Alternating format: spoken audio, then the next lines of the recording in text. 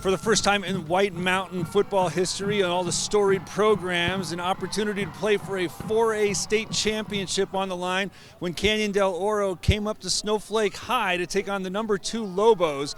Turned into a defensive slugfest at the start where you thought that the Lobos were going to benefit when Braden Lewis was able to pin CDO back at its own 5. But they go on an 87-yard drive that ends with a 22-yard field goal that's going to get the Dorados on the board first, leading 3-0.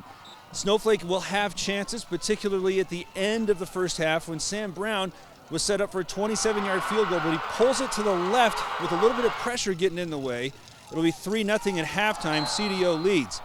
Back and forth with a couple of missed opportunities for both to start the third quarter before again CDO has to start with a long field, but this time McClellan is going to connect with Beck for an 80-yard touchdown to put CDO up 10-0, and at that point it seems as if the Dorados are in the driver's seat. But the Snowflake Lobos bring Easton Butler back in at quarterback.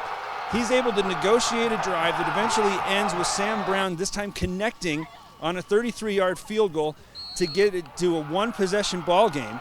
After they force a punt, the Lobos get it back and hand it to Braden Lewis for the first time as he runs 69 yards to tie it up and make it a 10-10 ball game late in the fourth quarter. CDO methodically comes out, is able to get a couple of first downs, seeming as if it is taking its time, avoiding an opportunity to try to get a field goal.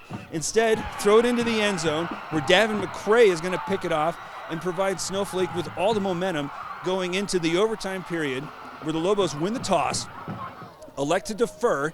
CDO has a run to the left where Jordan Thomas, who had been so big both at the running back position and taking direct snaps, had run for 100 yards or just shy, is stopped in the backfield and sets it up for a couple of throws toward the end zone, and CDO forced to attempt a field goal, which is connected to make it 13-10.